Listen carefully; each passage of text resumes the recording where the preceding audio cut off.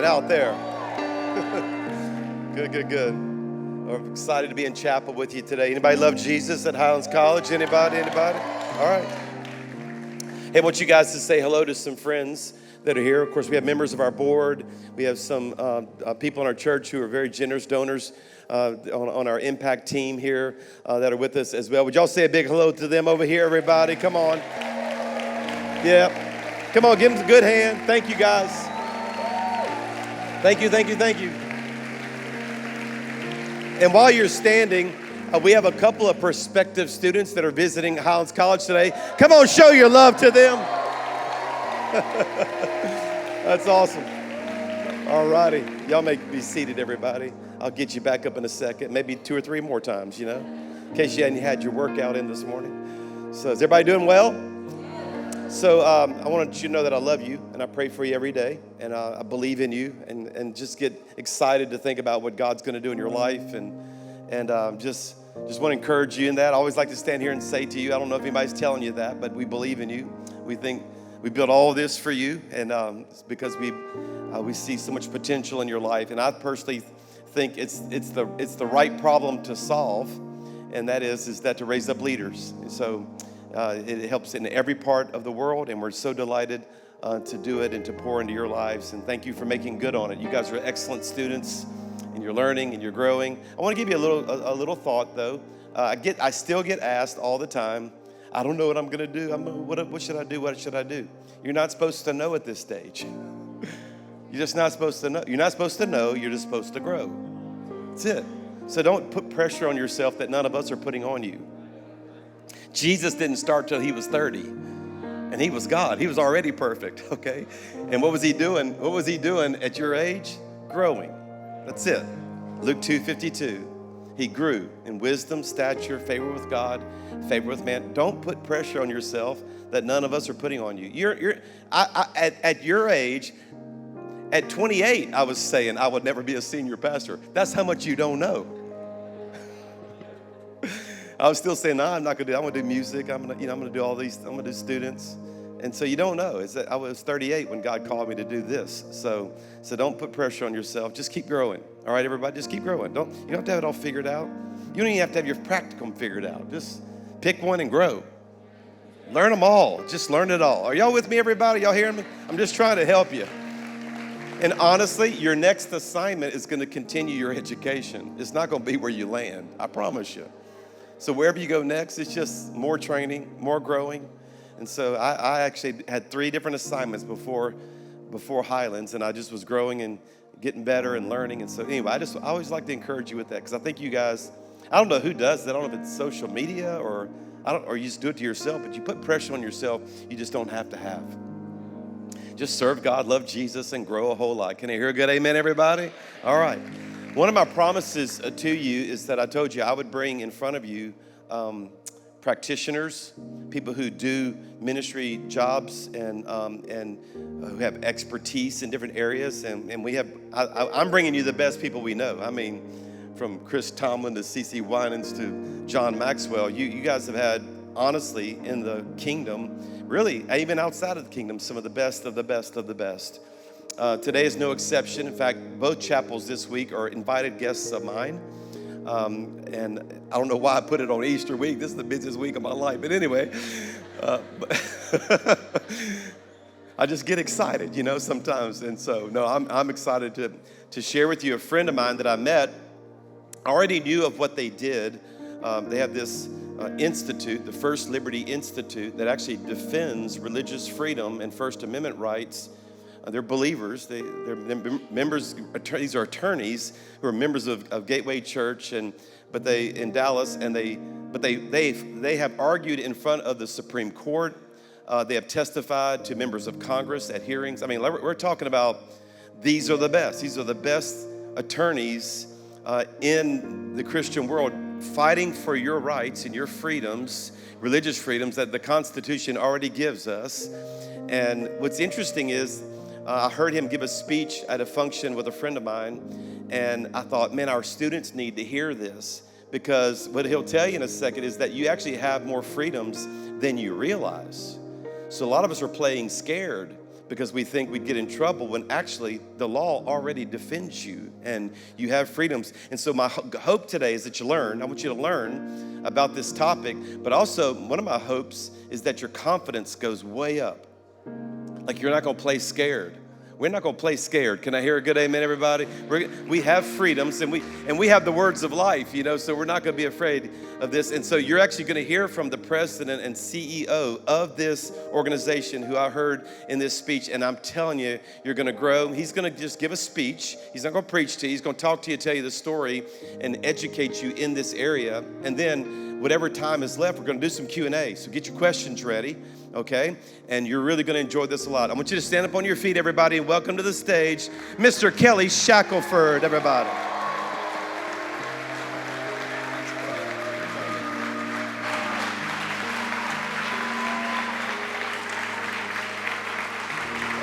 Thank you. Thank you. I want to start out with some basics. What's First Liberty? Because that's the group I lead. You can sit down. You can rest. First Liberty is the largest legal organization in the country that all we do is religious freedom. So let's say you're a 5-year-old girl, your name is Gabriela Perez, and you're caught praying over your meal in the lunch cafeteria and told it's not good to pray at school. And you're a poor family, you live outside of Orlando, you can't pull a couple $100,000 out of the bank and go hire a legal team. What do? Well, that's why we exist. We bring in the best litigators in the country. They all donate their time free of charge, so that when Gabriella wins her case, which we did, we don't just win for Gabriella, but we set a precedent that protects every kid in every school across the country. So I was thinking about you guys, and I thought, you guys you're here to prepare to go out, and what you really want to do is to make a difference for Christ with your life. And I thought, well, what exactly are you going out into? It's a mess out there right now, right? And so I want to give you a quick summary. No way I could go through 621 cases we had last year, but I'm just going to give you a feel. Let's start with the schools. Just a few months ago, one of our recent cases, just typical. All the kids were told, put any face paint you want on today, we're all celebrating. But one kid, they made him rub his off because he had a cross on his face. Until we got involved. He can put the cross back on now. But this is the kind of stuff happening to kids in school. We've got a case we're about to argue at the Federal Court of Appeals in just a couple of months out of Florida. Florida State Championship football game.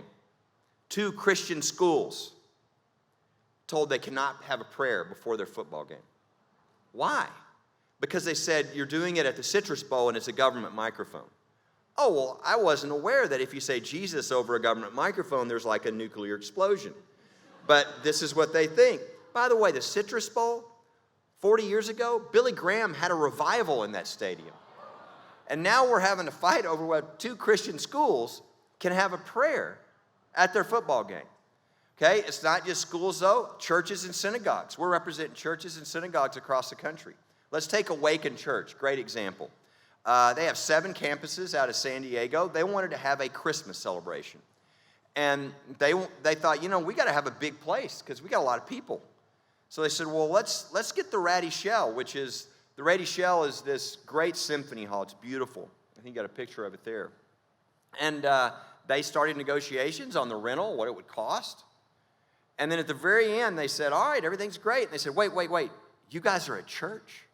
And they said, yeah, we're a church. They said, oh, we don't rent to churches. We don't have any policies. We don't rent to religious groups.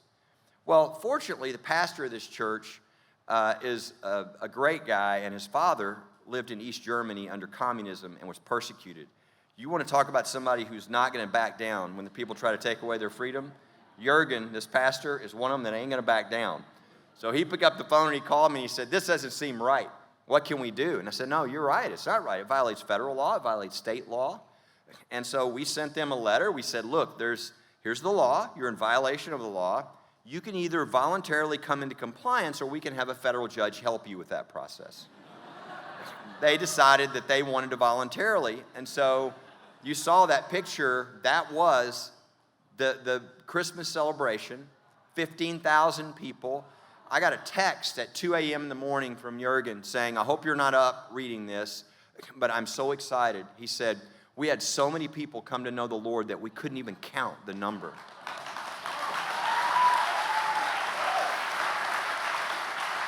But again, this is a church having to fight for the right just to be treated like everybody else, right? Synagogue cases all across the country. Great example is Chabad on the beaches. This is a facility that sat there for 2.5 years waiting for somebody to buy it until the Jewish synagogue bought it. And as soon as they bought it, the city said, okay, now we're going to take that by eminent domain. What do you mean you're going to take the synagogue? You're going to steal the synagogue from this group? Yeah. Why? What is the emergency that you're stealing? Because we're going to train lifeguards in that building. Well, that's what they said until we got into federal court and the judge said, no, you're not going to do any such thing. This synagogue keeps its facility. But they are still appealing. We won, but we're still in a fight over whether the synagogue can be a synagogue. With a building that sat there for 2.5 years that nobody wanted until the Jewish group took it. So these are the kind of things that are happening, right? The workplace. I mean, we have a flood of cases right now of people who spent their whole career somewhere, 20 years, 25 years, and all of a sudden they're called into the Diversity, Equity, and Inclusion office and told, you either sign this statement that violates their faith or you're fired. And they're getting fired. Valerie Klosterman's a great example. 20 years as a physician's assistant. Her parents really built this clinic up. It eventually sold to the University of Michigan, and as soon as they took over, they brought her into the office. They wanted her to agree with all kinds of stuff about transgenderism and stuff. She said, I can't agree with that. That violates. They called her evil, attacked her, and fired her. And we're now having to represent Valerie. This is the kind of stuff that's happening around the country. It's in the workplace, right? Now, I'm going to tell you in a minute about a case that's going to be argued at the Supreme Court that we have in 2 weeks that I think is going to change some of this. But this is what's going on. Even the military, right? We had to create a whole division just to fight in the military, to protect those who were serving us, to be able to live out their faith there. Most people join the military because of their faith. And I mean, if you want to know when you have to rely upon God, it's when you're scared for your life. You take that away, you destroy our military. And so probably the most well-known case is the Navy SEALs case. We had the vaccine mandate across the country, and everybody who was serving in the military. Navy SEALs that we represent, these are 35 Navy SEALs. These are the best of the best. 350 years of military service, missions all over the world. And you could probably put a vial of whatever in these guys, it would be dead in an hour. Okay? And they were all immune already anyway, but they wanted to force them to take the vaccine. And they said, I can't. These are 25 individuals that each had different religious backgrounds that said, I can't, because of my faith, take the vaccine. And they said, well, then what is it supposed to happen? There's federal law that says if you try to force somebody in the military to do something that violates their faith, you go through a process to see if you can accommodate their religion, because we value religious freedom. They didn't do that. Instead of that, they immediately started punishing them for asking for their right under federal law. One of them was on his way to his PTSD appointment. They called the doctor and said, don't see him. They took away their pensions. They took away their medical insurance for their disabled children. And this wasn't just these 35. They were in the process, if they had their way, of kicking out of 50,000 military families who had served our country. Well, we filed a lawsuit, and it was very quickly very clear to the judge that they were violating federal law. And immediately he issued an injunction. And it was so bad, in fact, he said, this needs to be expanded. We expanded this to a class action to protect every single person who serves us in the Navy. And they now have an injunction protecting them. That led to another injunction with everybody in the Marines, in the Air Force. So this is what they've had to do across the board. But it's still not over. I mean, we're still fighting. They're still fighting us every step of the way to try to persecute these guys who have given everything for their country. So now some of you by now are saying, boy, Chris, thanks so much for inviting the depressing guy to talk to our group today. Let me tell you the good news. The good news is we have a method of dealing with this, and it's not something new. We've been doing it for a long time, and it's working. And that is, if you looked at a normal legal nonprofit, and I don't care if they're left-wing or right-wing or what their issue is, they have the same model. Raise as much money as you can raise, hire as many attorneys with that as you can, put them in an office in D.C. or L.A. or New York, and then fly them around the country, cover as many cases as you can. That's not our model. Our model is really a body of Christ model, which is there's all these believers who went to law school because they wanted to stand for what was right. And 30 years later, these are now the best litigators in the country. And they've done honorable work for their clients, major corporations, et cetera, but they've never gotten to do a case for the kingdom. So we go and we sit down with them and we say, look, you're at one of the most powerful law firms in the world. You're one of the top litigators. If we give you everything you need, on our staff are number one in their class from Harvard, Chicago, all the best law schools, and all they do is religious freedom. We've got a media team that comes around and protects everybody in a media situation. If we give you what you need, are you willing to give your time and bring your law firm on one of these cases? They're like, man, I've been waiting 35 years. Sign me up. You can imagine what happens the first time they get that case, the first time in their life. All their talent, all their gifts, all their training, everything they've learned is lined up with the kingdom. They have never felt that. It's kind of unfair, but we now know we have them for the rest of their lives as one of our volunteer attorneys. And they give cover to the younger attorneys who get to work on it. So if you go through the top 100 law firms in the United States, you find that they don't just donate their time, they'll fight each other over who gets to donate their times on our cases. We get dream teams on every case. They combine with our attorneys. And so my goal in this was really, I thought we can get a lot more bang for our buck. And sure enough, now 24 years in a row, every case we have, average case, every $100,000 we spend, we get $600,000 donated by these attorneys. So it's really like the loaves and the fish, right? God's multiplying his resources in his body. But what I didn't count on was the win-loss ratio. If you watch legal nonprofits, they are formed to fight some problem, something major, industry, government, something that's tough. And so if they win 40% of their cases, they are really good. Well, our win rate now, 24 years in a row, every single year has been above 90%.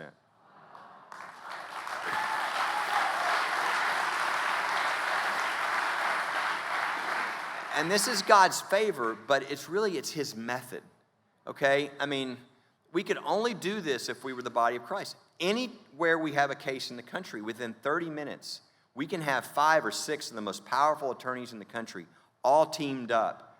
And this person who could never afford that has the most incredible representation they could ever dream of. These attorneys are blessed because they get to give. Their client is blessed because they get the most incredible representation they never imagined. And then the result is a victory which blesses everybody in the body of Christ. This is a beautiful circle of how the body is supposed to work.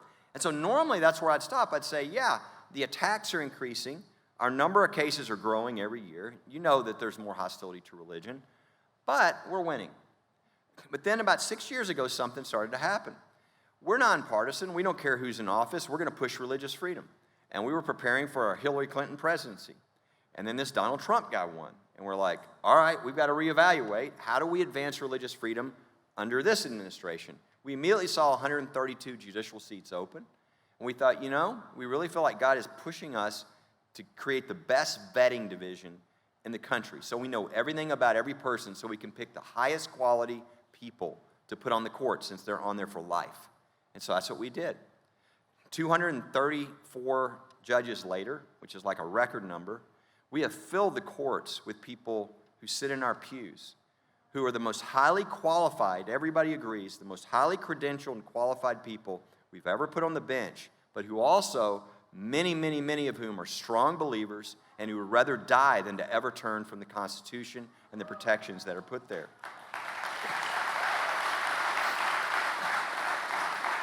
And when you do that, that begins to change the decisions that are coming out. So I could give you lots of examples, but let's take last summer. There's 8,000 requests a year for the court to take your case. 8,000. They took 67 out of 8,000. If my lifetime goal was, I would really love it if the court would take 2 of my cases one year. That would be a really foolish goal. It doesn't happen. Last year, they didn't just take 2 of our cases. We won 2 major religious liberty cases within 6 days of each other at the Supreme Court. Okay, this is a sign that this is all God. God is changing something very major, okay? And so the first case was a case called Carson. This is a case out of Maine. Maine for over 100 years. Most of their school districts don't have public schools. So they just let the parents, here's your money. Pick any private or public school you want, and you can go there. And that's what they've done. And then about 20 years ago, 30 years ago, they decided, we think we're going to change one little thing about this. What's that? We're going to ban the parents from picking any school that teaches anything religious. Well, we filed a lawsuit. We said that's religious discrimination. And at the Supreme Court, we won 6-3 that is unconstitutional. That from now on, anytime there's any school choice program anywhere in the country, Christian schools, religious schools have to be allowed as a choice by their parents. But it's actually even more significant than that, because the basis of the decision wasn't school. What the court said was, anytime there's a government program that provides benefits in a generalized fashion, you can never exclude because the recipient is religious, is doing it in a religious way. Now think of what this means for drug rehab, like Teen Challenge, for homeless missions, okay, for soup kitchens. You can no longer tell people, hey, you can't bring that this is government money. You can't bring your Jesus stuff in here. No, you can't tell me I can't bring the Jesus stuff in here. Let's let Jesus as a solution versus your solution, and let's see who does the best job changing people's lives, bringing them off of drugs, giving them a life again.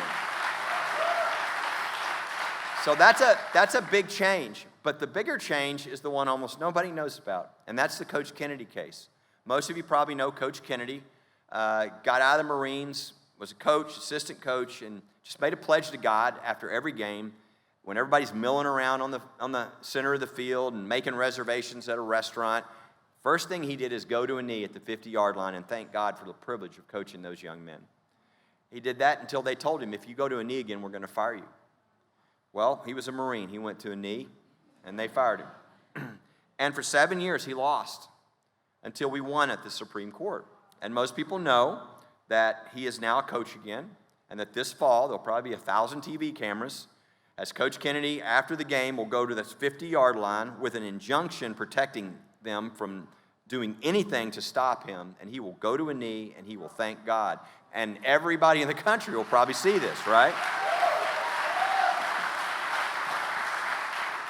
But that's what most people know. What they don't know is what happened in the decision. In the decision, there's a case called Lemon. Back 50 years ago, well, our founders put a clause in the Constitution because they did not want there to be a nationally established church. Okay, because that's what they dealt with in their country, in England and other places. You have a nationally established church, it takes away everybody else's freedoms. So they said, well, 50 years ago, the same court that gave us Roe v. Wade said, no, we think it means more than just that. We think it means separation of church and state. Wherever government is, religion can't be. Well, government's everywhere. We think it means that if you're offended by religion, you can bring a lawsuit. You can't bring lawsuits because you're offended, only against religion. So my whole life, I've watched, and everybody my age, we've watched nativity scenes come down, 10 Commandments come down, prayers taken out, not allowed. Any sort of religious activity at school, there's like a panic, like something, like the school's on fire. Why? Because any of those things are in the Constitution? No, because of the Lemon case.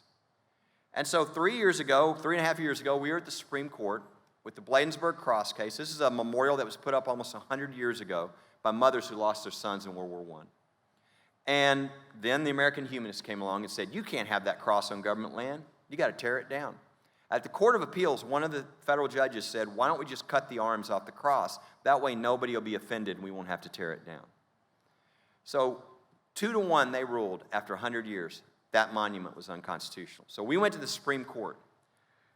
And we looked on the Supreme Court, and we had vetted a number of these new justices, and we said, we might have 5 votes to get rid of Lemon, so let's try. Even though it's been cited 7,000 times in the last 50 years to crush religious expression. And so we argued that. Well, we won the case 7-2, but 5-4, the justices said, we're not going to follow Lemon. Now, they didn't reverse it, but they didn't follow it. It was a crack in the armor. So I sat down with our staff, and I said, this is big, but this is just the beginning. We've got to drag this into every area of our society to release religious freedom. It's going to take us 10, 15 years to get this into the schools. 3 years later, we're at the Supreme Court in the Coach Kennedy case. Well, a lot of people don't know this, but before Coach Kennedy, there was never a case in the history of our country at the court on the rights of teachers or coaches with regard to their faith at school. This was it. This was going to affect millions and millions of people. So we were like, going for the get rid of lemon argument is like a grand slam when we can win with a single. And this is too important to risk. So we didn't make the get rid of lemon argument. We just tried to win the case. Midway through the oral argument, out of nowhere, Justice Kavanaugh and Justice Gorsuch start saying, I think it's time we get rid of lemon. Well, we're sitting there, our eyes are as big as silver dollars going, what are they doing? And sure enough, the decision comes down. They said lemon is reversed. 7,000 citations all out.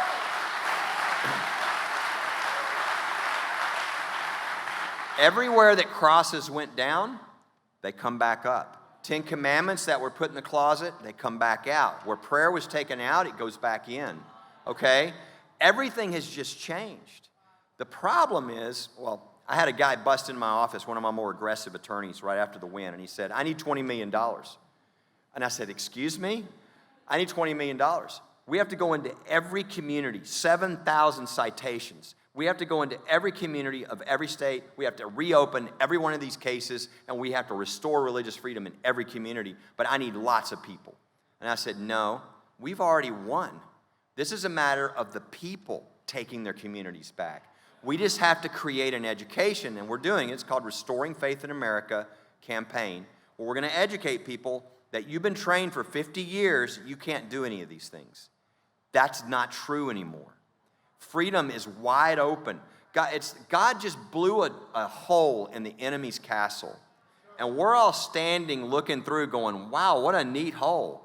We've got to go through the hole.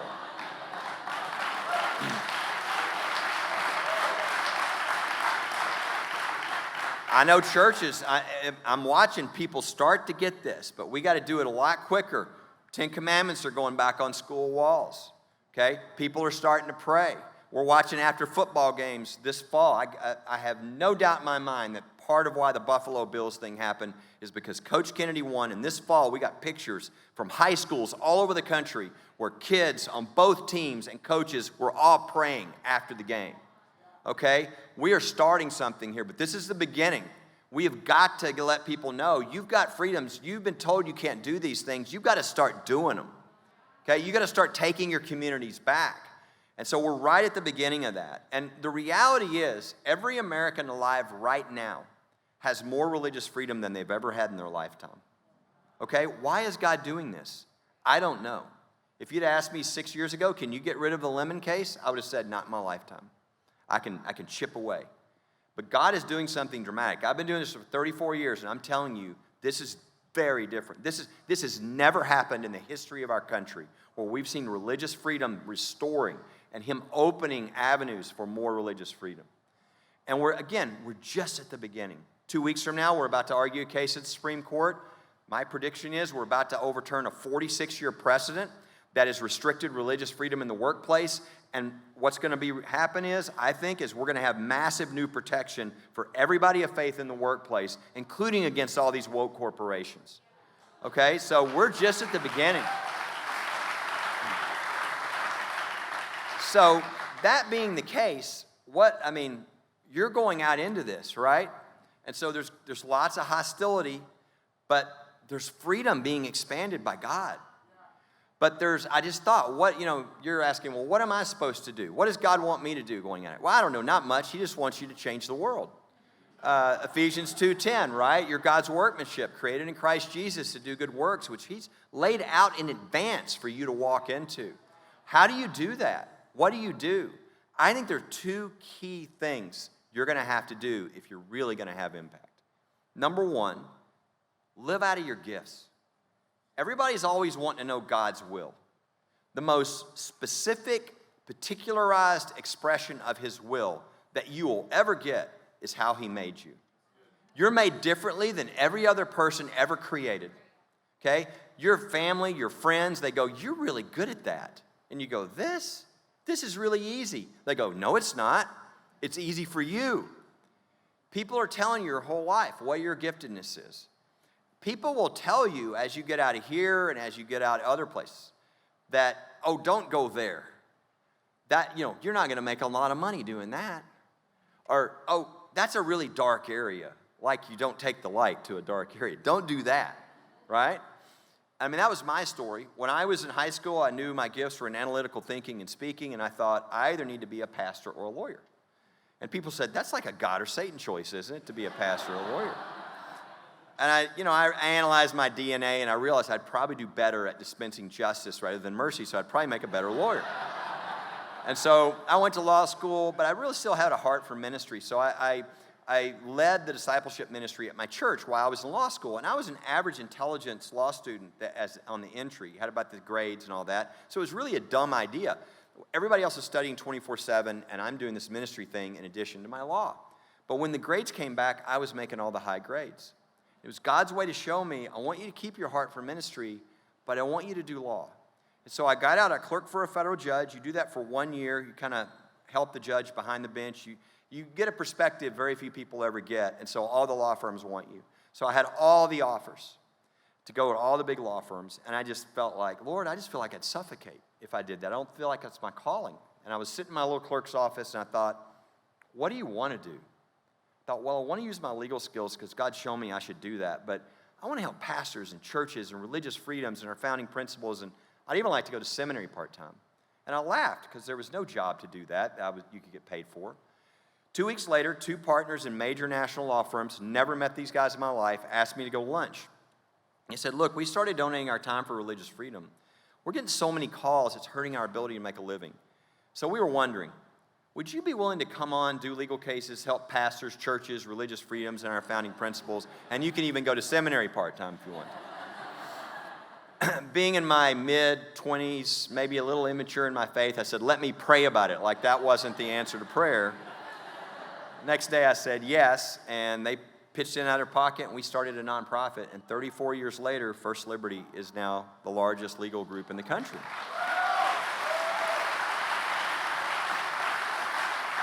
And a number of years after that moment, I was at the U.S. Supreme Court. And there's nothing better than using your gifts with a lot of work and a lot of prayer, which is what you do the first time you're at the Supreme Court. And as I was walking out and about to go down those big steps to this big cache of microphones with all the media down there, my wife turned to me and she said, this is what you were born to do. I would have missed every bit of that if I'd have listened to what people told me about going to make more money or not going into a tough area or all these things. So I just encourage you, do not live your life spitting into the wind against how God created you. Live out of your gifts. God created you to do that. But even if you do that and you don't do one other thing, you're still not going to have impact. And that's, you got to have courage. Because whenever you start using your gifts, the enemy is going to come against you because you're doing exactly what God created you to do and about to have impact, and there will be intimidation. And especially in our culture, with counsel culture, I mean, this is like basic. And if you're not willing to walk through that, you won't have the impact. And there's lots of examples. I don't know if you've read Bonhoeffer's, the book on Bonhoeffer by Eric Metaxas. There's a great part in there when Hitler was in control, and you had all the church that was not bowing a knee to him, where they had to sign an oath to the Fuhrer. And you watched while these biblical church pastors, one after another, came up with a reason. And I'll never forget when I was reading this, I hit my table, I said, no, no, no. This was their chance. You've heard of Martin Niemöller. You've heard of Bonhoeffer. You've heard of these people because they stood their ground. They were faithful. You hadn't heard of any of these other pastors because they didn't. They cratered. And there's plenty of opportunity to kind of go along, get along, but that's really not what you'll have to do if you're going to really have impact.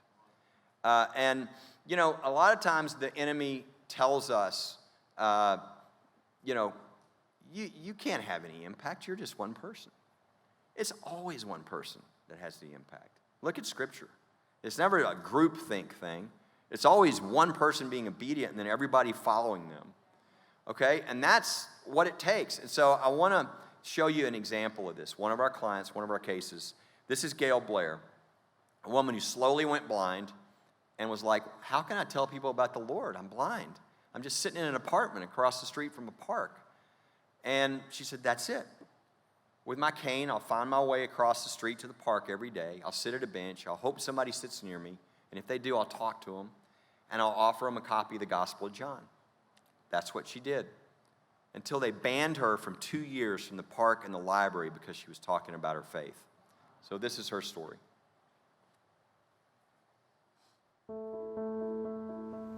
Nursing was it for me. It was my identity.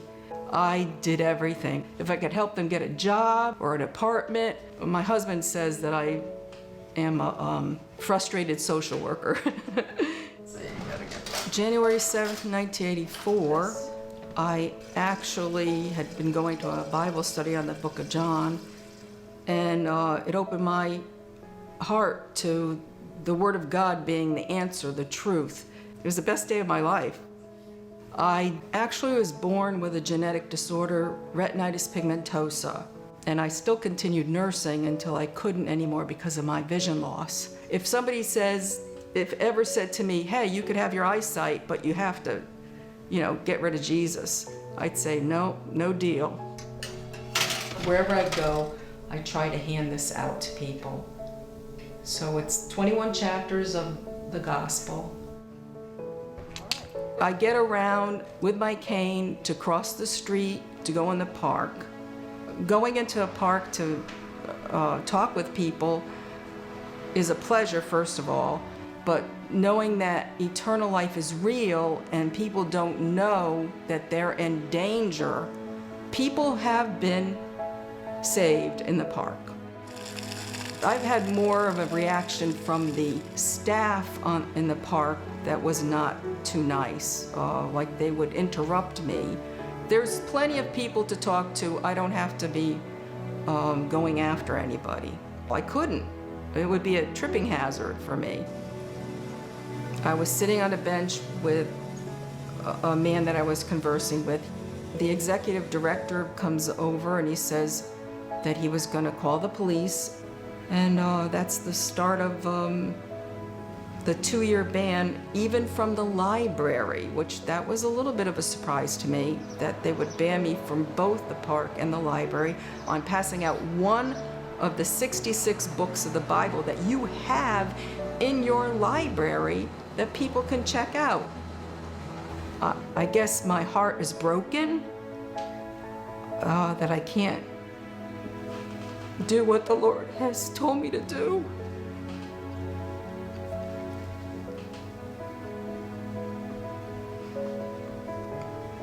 So if you want to say that I think about daily the lost souls.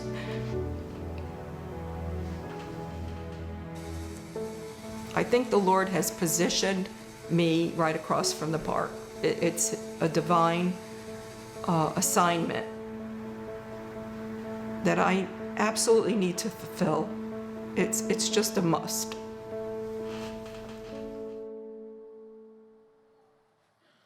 What power does Gail Blair have? Right? But she was faithful. We've won her case. Every month or two, we get a really excited email from Gail because somebody else has just accepted the Lord.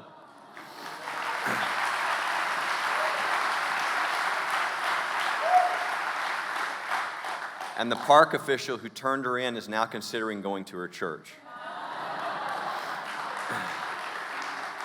So the answer to what can you do, you're one person. You can do whatever you want to do. You're a child of Christ. We just need to be faithful.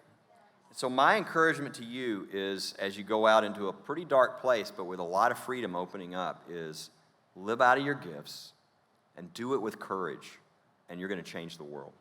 God bless you.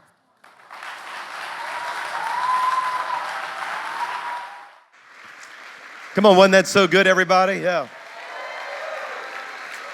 All right, be seated. And we're going to take a few more moments. You guys have some chair? Yeah, come on now.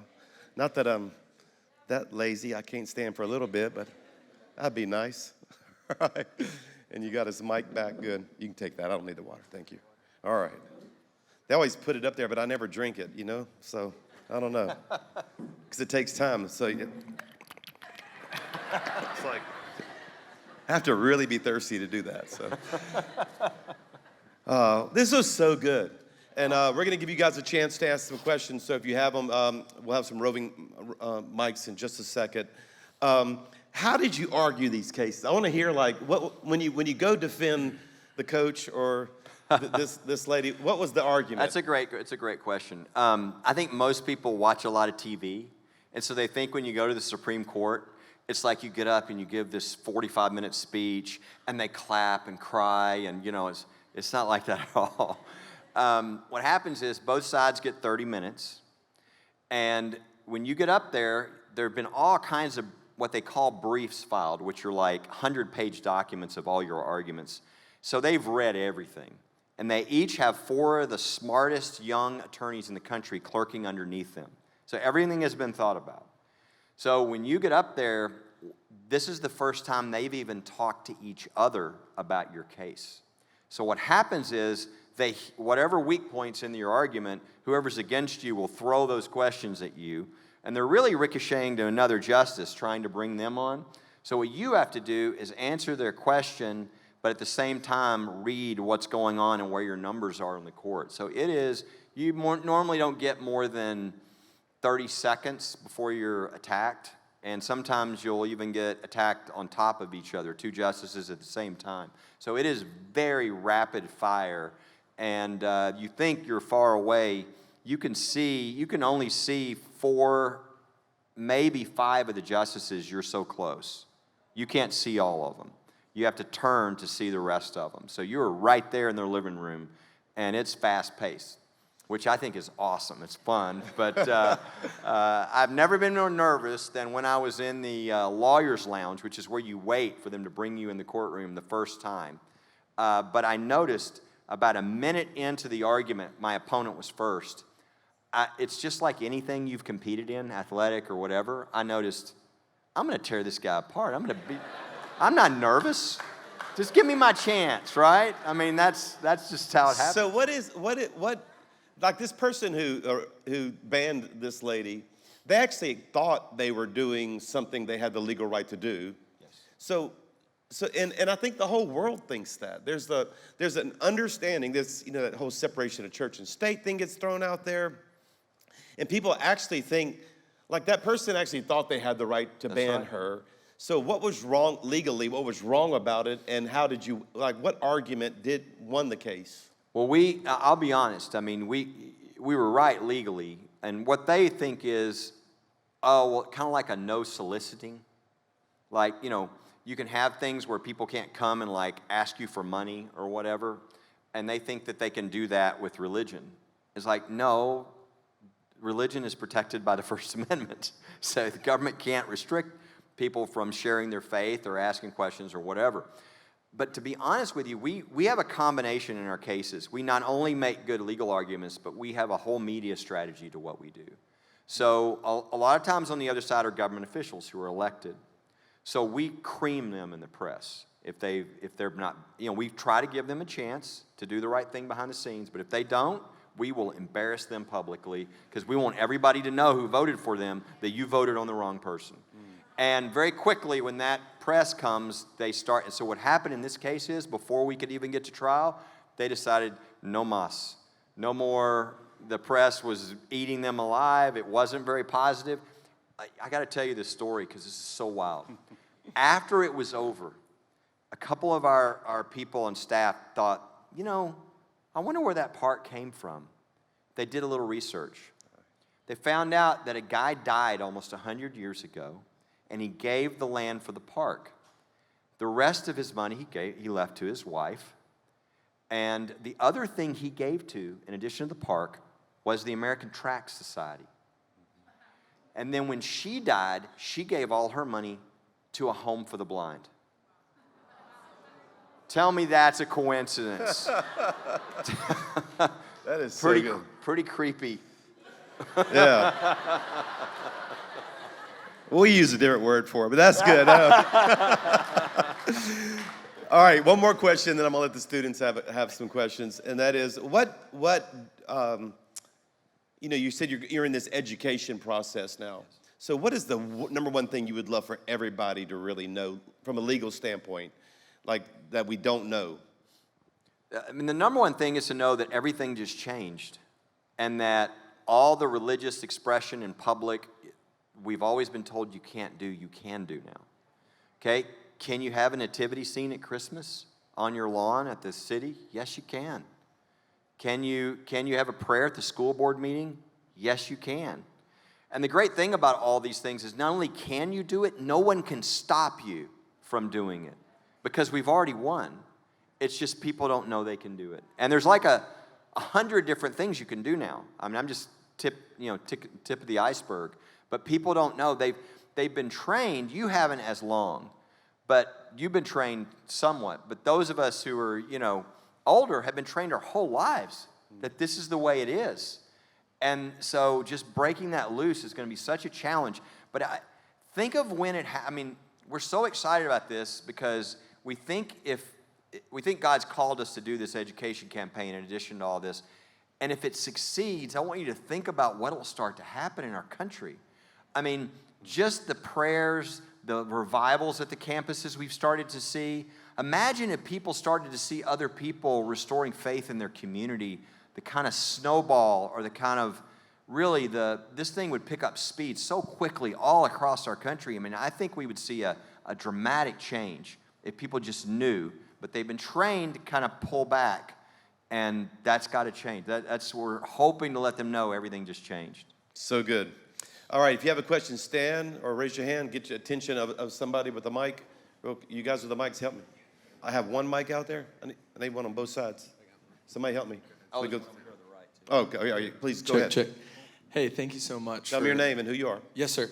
Gavin Duro. I'm a fourth semester in the student practicum. Just want to thank you for everything you've done, everything you've sacrificed. But I had a quick question. I'm actually from Washington, D.C., from Northwest area. I went to public schools there. And going to church all the time growing up, my youth pastors and some of the people that went to our youth ministry, we'd go to our high school, and they never let us in.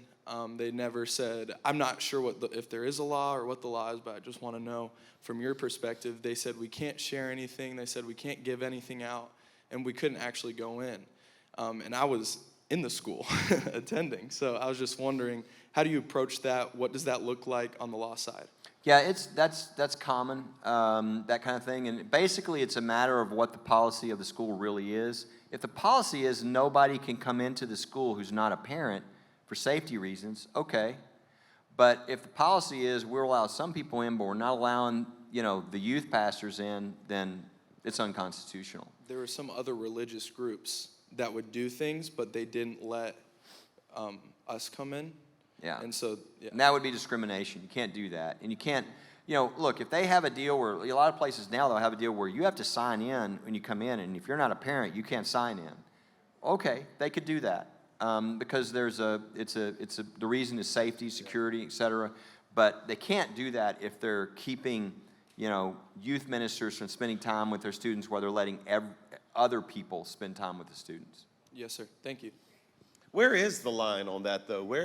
Let's say they do let the student pastor in. Where is the line of, okay, but he can't do this? They would have to say things that are neutral. In other words, they're not things that are pointed at religion. If they say you can't, so let's say people were coming, but they were handing out things that were, age inappropriate.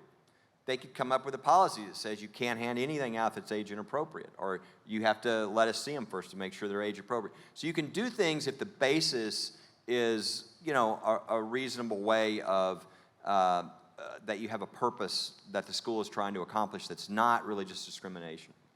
It's good. Who's next? Where's Mike? Okay, yes. My name is Zach. I'm a second semester in the pastoral prac. Thank you so much for taking the time to invest into us. I was just mostly curious what it looked like if you lost a case. Like, how do you comfort the families and the communities? And could you tell a story of how maybe God brought a good situation out of a loss or something like that? For instance, Coach Kennedy lost every step of the way for 7 years until we won at the Supreme Court. And it was tough. He was out of a job. So a lot of these, there's losses along the way. Probably the coolest community turnaround thing I've seen is a case we had a number of years ago. I came into my office and I opened the newspaper and I saw a picture of something I'd never seen. It was senior citizens holding picket signs. And I was like, whoa, what is this? And I looked, and they had been told that they could not pray over their meals in the senior center. And once a week, they would get together at the senior center with a pastor who was retired, and they would have a Bible study at one of the tables, and they would sing gospel songs on the piano every once in a while. They were banned from all that. So we had a young attorney who was fresh out of the military, and I put the newspaper down in front of him. I said, why don't we go see if we can help these people? And before I could finish my statement, he was like peeling out of the parking lot down in the senior center. And he gets there, they say, look, we're the has-beens, we're the nobodies, we don't have any power in this town. There's these 4 people on the city council that control everything. We never thought anybody would help us, much less lawyers for free. So this young attorney comes back to me and he says, okay, this city shouldn't be warned, they should be destroyed. And I said, no, we're a Christian organization. We're gonna send them a letter, tell them there's this Constitution thing they really ought to read. And we did. And they responded, religion's not allowed in government building. And so we held a press conference with all the seniors behind me, and I did something at the end that you don't normally do. It's not good legal strategy, but if the Spirit leads you, do. So I just said, does anybody else want to say anything? Well, at the end of the line in the back is a guy, Barney, with a cowboy hat, a bolo tie, a western suit, and cowboy boots. He walks up to the microphone and he says, I fought in World War II for these freedoms, and I ain't going into the corner to pray. If they want to arrest me, fine.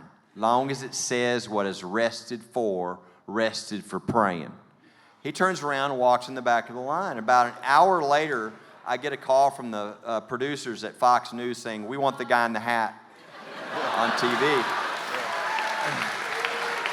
Well, that's Barney. He ends up testifying in the U.S. Senate, which was his first plane ride. He had been in the Navy. And we won permanent injunction, never interfere with the seniors again in their prayers, in their singing gospel songs, in their Bible study. We won a little money so they could hold a celebration party in the senior center. But my favorite part was what happened after the case. The community watched the powerless seniors beat the 4 all-powerful city council members. So they held a recall election, and they threw all 4 of those guys out of office. Let's go. And one more, and 2 years later, I get a postcard from one of the seniors because she wanted me to know she was now one of the new city council members. Let's go. All right. Are we over here now? Okay, please. Hey, Mr. Shackleford. Hey. My name is Reese Jackson. I'm a 4th semester here in the Pastoral Leadership Practicum. And one question that I have is, what is the most common argument or basis that your opponents have when it comes to like religious freedoms and the cases you defend? Well, the most common argument is not like a legal argument. It's more like the reaction that people have is separation of church and state. And, of course, number one... Explain that, because that's not even in our Constitution. Exactly.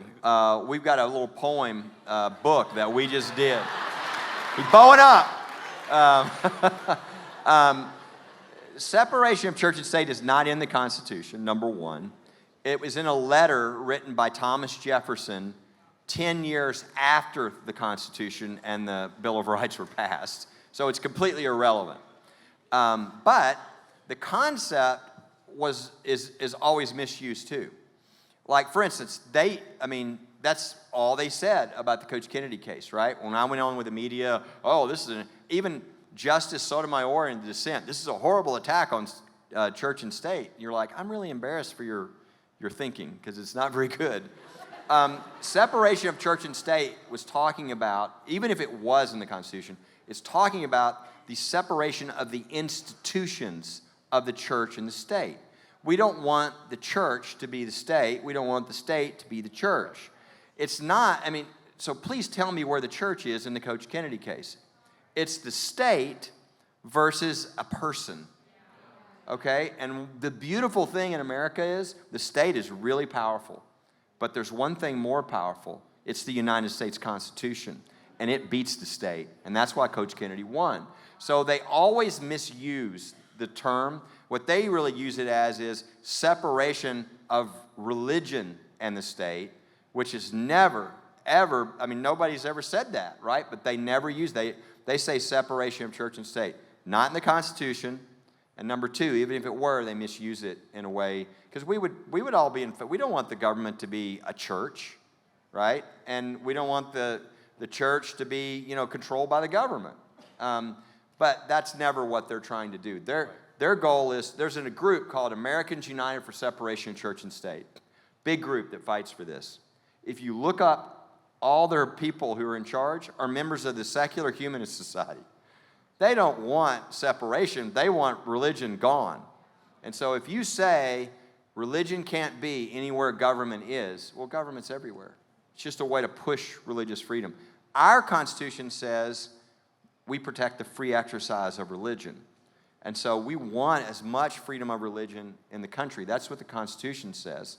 And that's why we don't want there to be an established church where we all have to support that church. But we want as full and vibrant free speech and free exercise of religion as we can get. Come on, let's thank Kelly Shackelford, everybody. Great job. Thank you. Great job. Michael.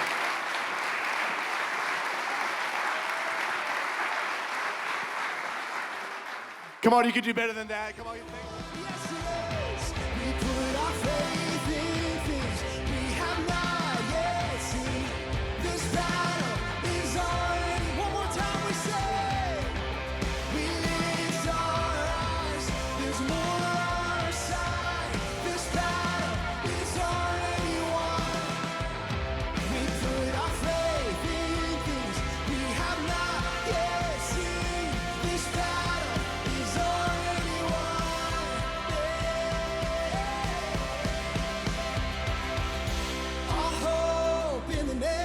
Sing it out.